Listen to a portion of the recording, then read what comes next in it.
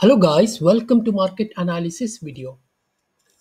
നമ്മുടെ weekly analysis വീഡിയോയിൽ കഴിഞ്ഞ ദിവസം ചെയ്ത വീഡിയോയിൽ വ്യക്തമായിട്ട് പറഞ്ഞ കാര്യമാണ് ടെക്നിക്കലി മാർക്കറ്റ് വീക്കാണെന്ന്. സോ അത് പ്രൂവ് ചെയ്യുന്ന തരത്തിലാണ് മാർക്കറ്റിൽ ഇന്നത്തെ ബിഹേവിയർ. മാർക്കറ്റ് ഒരു റേഞ്ച് ബോണ്ടായിട്ടാണ് ഇന്ന് ക്ലോസ് ആയിട്ടുള്ളത്. ഇന്ന് ജസ്റ്റ് ഒരു ഗ്യാപ്പ് അപ്പിൽ ഓപ്പൺ ചെയ്തതാണെങ്കിലും ഞാൻ ഗ്യാപ്പ് അപ്പിൽ ഓപ്പൺ ചെയ്യുമ്പോൾ പലപ്പോഴും ഒരു ട്രേഡ് പ്ലാനിനെ കുറിച്ച് പറഞ്ഞൊരു ഒരു വീഡിയോ ചെയ്തിരുന്നു. എക്സാക്ട്ലി ഇന്നും ആ ഒരു ട്രേഡ് പ്ലാൻ അനുസരിച്ച് നമുക്ക് ട്രേഡ് ചെയ്യുകയാണെങ്കിൽ പോലും ഒരു പ്രോഫിറ്റ് എടുക്കാനുള്ള ഒരു പോസിബിലിറ്റി ഉണ്ടായിരുന്നു. ഞാൻ പറഞ്ഞ കാര്യമാണ്, മാർക്കറ്റ് വീക്ക് ആണെങ്കിൽ അങ്ങനെയുള്ള വീക്ക്നെസ് ഉള്ള ദിവസങ്ങളിൽ മാർക്കറ്റ് ഗ്യാപ്പ് അപ്പിൽ ഓപ്പൺ ചെയ്താലും ആ ഗ്യാപ്പ് ഫില്ല് ചെയ്യാനുള്ള പോസിബിലിറ്റി ഉണ്ട്. അത് ഇന്ന് എക്സാക്ട്ലി നടന്നു. മാർക്കറ്റ് ഗ്യാപ്പ് ഫില്ല് ചെയ്തു, എന്നിട്ട് ലോവറായി ക്രിയേറ്റ് ചെയ്തു. മാർക്കറ്റ് ഒരു സെല്ലിംഗ് സൈഡാണ് ഇന്ന് ക്ലോസ് ചെയ്തിട്ടുള്ളത്. സോ ഇതിൻ്റെ പ്രധാനപ്പെട്ട കാരണങ്ങളെക്കുറിച്ച് നമുക്ക് വിശദമായിട്ട് നോക്കാം. എനിവേ, ഇന്നത്തെ മാർക്കറ്റിൽ നമ്മൾ ട്രേഡ് പ്ലാന്, നമ്മൾ കഴിഞ്ഞ വീഡിയോയിൽ ചെയ്ത ട്രേഡ് പ്ലാന് എങ്ങനെ വർക്കായി നോക്കാം. ഫസ്റ്റ് ഞാൻ പറഞ്ഞ ട്രേഡ് പ്ലാന്, മാർക്കറ്റിൽ ഓപ്പൺ ചെയ്തിട്ട് ഒരു സെല്ലിംഗ് സൈഡ് വരികയാണ്, നമുക്ക് ഒരു ബൈയിങ് സൈഡ് ഒരു ട്രേഡാണ് നമുക്ക് ഏറ്റവും ബെസ്റ്റ് എന്ന് പറഞ്ഞിരുന്നു. സോ എക്സാക്ട്ലി ആ ഒരു ട്രേഡ് നമുക്കിവിടെ ചെറിയൊരു പോയിന്റെങ്കിലും കിട്ടാനുള്ള സാധ്യതയുണ്ട്. ഇപ്പോൾ നമുക്ക് ചെറിയ പോയിന്റ്സുകൾ മാത്രമേ നമുക്ക് ട്രേഡിൽ പോസിബിൾ ആയിട്ടുള്ളൂ. കാരണം മാർക്കറ്റ് ഇപ്പോൾ ഒരു റേഞ്ചിൻ്റെ അകത്താണ്. ഈ ഫ്രൈഡേയുടെ ക്യാൻഡിലിൻ്റെ അകത്ത് തന്നെയാണ് മാർക്കറ്റ് ട്രേഡ് നടന്നുകൊണ്ടിരിക്കുന്നത്. മാർക്കറ്റിൽ ഒരു വലിയ മൂവ്മെൻ്റ് ഒക്കെ നമുക്ക് ക്യാച്ച് ചെയ്യണമെങ്കിൽ മാർക്കറ്റ് ഒന്നെങ്കിൽ ഇവിടെ താഴത്തെ ഈ ഒരു റേഞ്ച്, ഞാനിവിടെ ഡ്രോ ചെയ്ത ലെവൽ നിങ്ങൾക്ക് മനസ്സിലായി, ഇതൊരു റേഞ്ചായിട്ട് ആണ് മാർക്കറ്റിൽ ഇപ്പോൾ ആക്ട് ചെയ്യുന്നത്. ഈ ഒരു റേഞ്ച് ഒന്നെങ്കിൽ market down side break out തരികയാണെങ്കിൽ നമുക്ക് നല്ലൊരു മൂവ്മെൻറ്റ് എക്സ്പെക്റ്റ് ചെയ്യാം. ഇനി അതല്ലെങ്കിൽ മാർക്കറ്റ് സ്ലോലി മാർക്കറ്റ് അപ്പ് സൈഡേക്ക് മൂവ് ചെയ്തിട്ട് ഈ ഒരു ഹൈ ലെവൽ, അതായത് ഓൾ ടൈം ഹൈ ക്ലോസ് ചെയ്താലും ഒരു നല്ല മൂവ്മെൻറ്റ് നമുക്ക് എക്സ്പെക്റ്റ് ചെയ്യാം. അതുവരെ മാർക്കറ്റ് ഈ ഒരു റേഞ്ചിനകത്ത് തന്നെയായിരിക്കും മിക്കവാറും ഒരു ട്രേഡ് നമുക്ക് എക്സ്പെക്റ്റ് ചെയ്യാനുള്ളത്.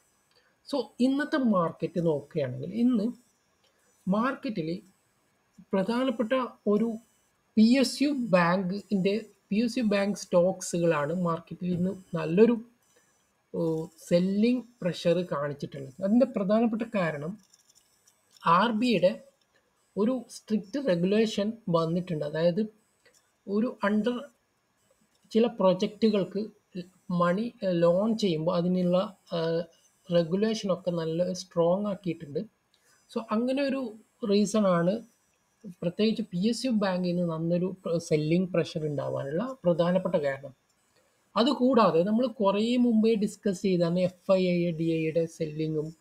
സോ എഫ് ഐ ഐ ഇപ്പോഴും സെല്ല് ചെയ്തുകൊണ്ടേയിരിക്കുകയാണ്. പക്ഷേ മുമ്പൊക്കെ എഫ് ഐ ഐ സെല്ല് ചെയ്യുന്നതിനേക്കാളും ഡി ഐ എ വാങ്ങിയത് കൊണ്ട് മാർക്കറ്റിൽ ആ ഒരു സെല്ലിംഗ് പ്രഷർ കാണിച്ചിട്ടുണ്ടായിരുന്നില്ല. പക്ഷേ ഇപ്പോൾ എഫ് ഐ ആണ് കൂടുതൽ സെല്ല് ചെയ്യുന്നത്, പക്ഷേ ഡി ഐ എ വളരെ കുറച്ച് മാത്രമേ ബൈ ചെയ്യുന്നുള്ളൂ. സോ അതുകൊണ്ട് തന്നെ ആ ഒരു സെല്ലിങ് കൂടി മാർക്കറ്റിലേക്ക് ഇപ്പോൾ കടന്നു വന്നിട്ടുണ്ട്. പിന്നെ മാർക്കറ്റിൽ ഇന്ത്യ വിക്സിനെ കുറിച്ച് നമ്മൾ പറഞ്ഞു. ഇന്ത്യ വിക്സ് ഇന്ന് 60ൻ്റെ മുകളിൽ പോയിട്ടുണ്ട്. നല്ലൊരു വളട്ടൈൽ മാർക്കറ്റായിട്ട് മാറാൻ സാധ്യതയുണ്ട്. അതും എലക്ഷൻ കഴിയുന്നത് വരെ നമുക്ക് ആ ഒരു വളട്ടൈൽ എക്സ്പെക്റ്റ് ചെയ്യാൻ പറ്റും.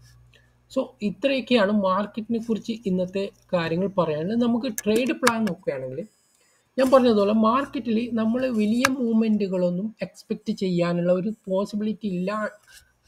ഈ ഒരു റേഞ്ചൊക്കെ ബ്രേക്ക് ചെയ്യുന്നത് കഴിഞ്ഞാൽ മാത്രമേ നമുക്ക് വലിയ മൂവ്മെൻറ്റുകൾ എക്സ്പെക്റ്റ് ചെയ്യാൻ പറ്റൂ.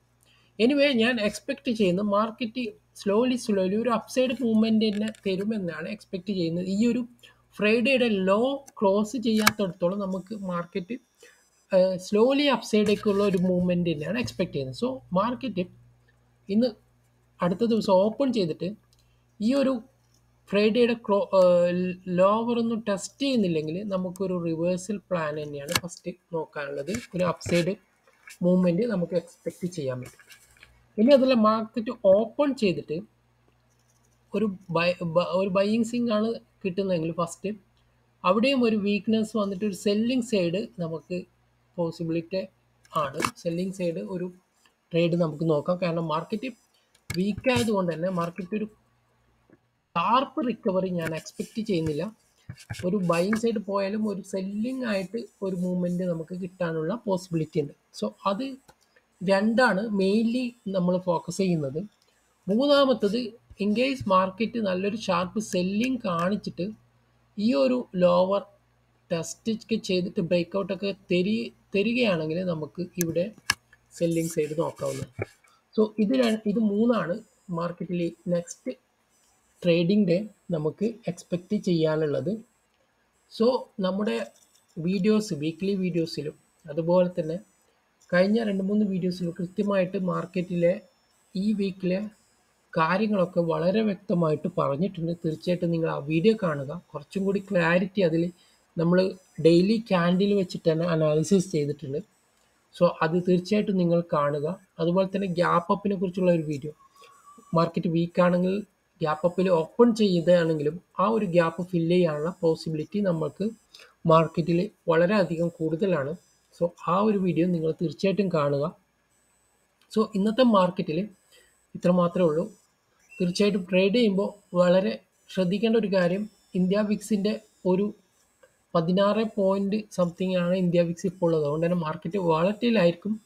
ഇന്നത്തെ മാർക്കറ്റ് അത്ര വാളറ്റൈലൊന്നും കാണിച്ചിട്ടില്ല. പക്ഷെ എന്നാലും ഏത് നിമിഷവും നല്ലൊരു ഷാർപ്പ് മൂവ്മെൻറ്റ് അതുപോലെ ഷാർപ്പ് സെല്ലിംഗ് ഒക്കെ നമുക്ക് പോസിബിൾ ആണ് ഇന്ത്യ വിക്സ് കൂടുമ്പോൾ. സോ അതും നമ്മൾ മൈൻഡിൽ വെക്കണം ട്രേഡ് ചെയ്യുമ്പോൾ.